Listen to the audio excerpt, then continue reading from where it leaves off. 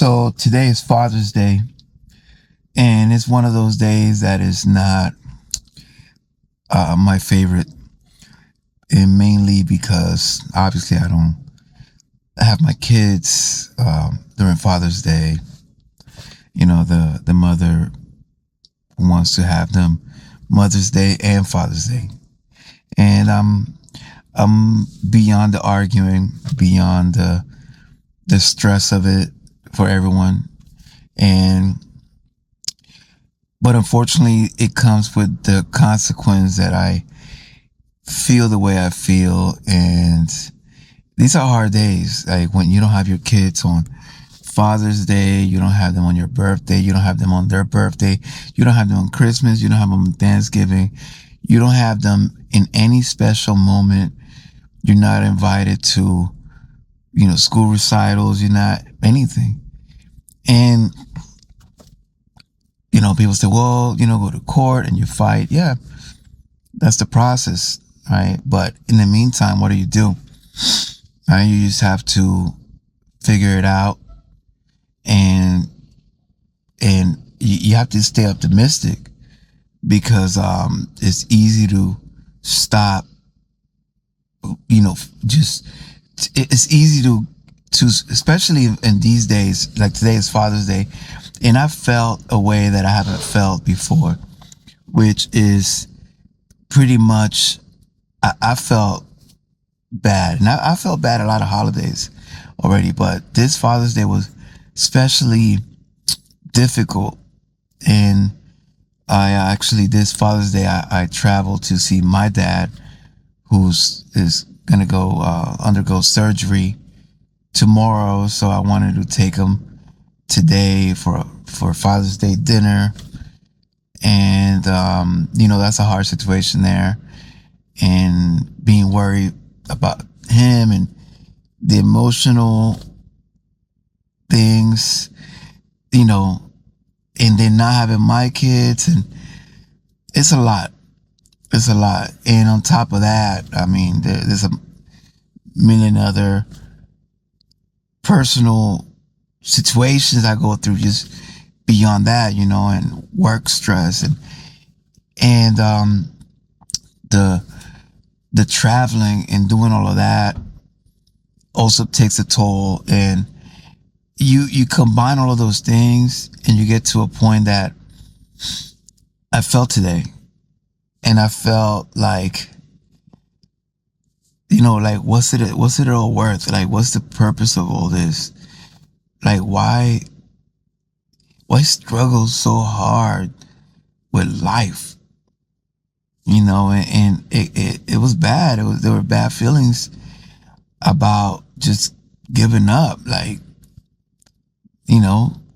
just personal health issues, like so many things that what's the point? What's the use if, my identity was my kids and maybe leaving them something or striving to be better for them. And then when you get that identity stripped from you, then you have to find out another identity, but nothing quite fills that role, that, nothing takes importance over that. So there's a lot. And I wanted to document this because I think a lot of men, we feel like this and we don't know. We think we have to just plow through it, and we unfortunately do, because no one's going to come rescue you. No one's going to come rescue me.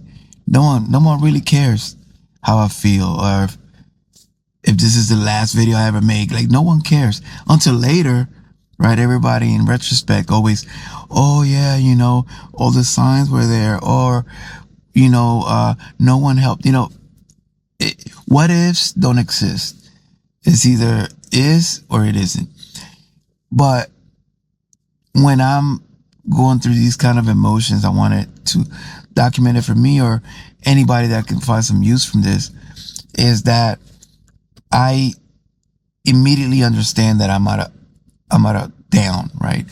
And obviously it's all the psychological things, but there's some imbalances hormonally that goes through, when you're going through that, and I haven't slept well and I have a million worries, and and I miss my kids, and I'm angry, I'm depressed, I'm sad, I'm bittersweet, happy, I'm all of these emotions at once, and then I understand the imbalance is there. I have to get them under control. I don't know if they're the right things, but these are the things that at least give me a little fuel to get over humps, right? And thank God I've always been able to get over the hump. And one thing that I do, and I'm not saying that this is what you should do, but this is what has worked for me, just trial and error, is that, I go get some sugar, right? So, get like a Coca-Cola, and then I get me some chocolate, and then I might get me I got some apple juice and other sweets, and I just try to raise my blood sugar level high quickly. Like I said, I don't know if that's the way. I'm telling you what helps me, at least buys me a little bit of time to get my mind together, right? Because when you're down, and I feel like your hormonal dopamine, everything is down, it's hard to get out of there. So you need to kick it. At least I do, right? I need to kick, like in the sugar, although temporary, it helps me kick it up a notch. And that allows me to just one step over the hump. And then usually I get over this step, see things a little clearer. And that little bit of clarity helps me clarify other things and helps me get back my optimism or just my normality. So that's what I do. Wanted to give you an insight on, it's not all, I'm sure there's probably people that take medication. There's probably people that drink alcohol, right? Or do drugs or whatever. I think it's the same thing. It's like sugar. I mean, that's what I do, but it's kind of like the same, just trying to just get over humps, right? And that sugar rush, it's kind of like, I guess, if you drink alcohol, that alcohol may perhaps lower a lot of your mental clarity. I think that's the difference, is that sugar sort of, I think, spikes your clarity, while alcohol may blur that clarity, but both of them get you out of the funk, right? Out of the hopefully temporary funk that you may be going through. Obviously, alcohol, I wouldn't recommend it. I've gone that route, and I don't I don't find it useful, because it does kind of hide. It doesn't help you get over the hump. It just gets you to another point that, you sober up, and then you're back at square one, where I think with the sugar rush, it kind of at least gets you in a place where you can think clearer, and a lot of times resolve some issues, because a lot of times it's also you're overwhelmed, so you need to resolve little things, little details that are weighing down on the overall situation they may be going through. So documenting, that's all I'm doing. Hopefully this one day can help, man. Maybe if I just help one man just figure it out, that's good enough for me. And if that's my mission here, is to go through all this suffering, to relate my story, to help others that are going through the suffering as well, then I guess this is what I got to do. And once I start viewing the world that way, it doesn't feel like, why me? Like, why me? Like the victim. It starts feeling like all this pain there's a bigger cause to this pain. There's a bigger, it's a bigger mission than myself. And that's the way I choose to see it. And if this helps you, great. And if it doesn't, just keep searching, keep looking. I think when you give up, and I understand the feeling, like I said just earlier, I was there. Don't rest there.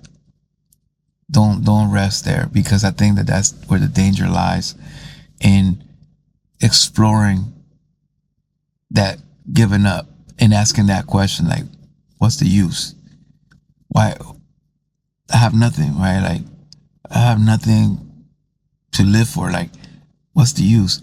Once you start exploring those questions, I think it could get dangerous, right? So I think it's best to, don't feel bad if you are exploring those questions, but just quickly, switch that mission, switch the quality of questions that you're asking. And instead of what's the use, well, like, give it an answer that actually makes sense. It's a bigger mission than me. I'm doing this because it's meant to happen this way, for something that's way bigger that I can't even understand right now. So I have to go through this to get the result that is meant to help someone, or to change someone's life, or whatever it is. Give it a bigger mission than just yourself. Because if you go into that, what's the use, you may get an answer you don't like and spiral down from there.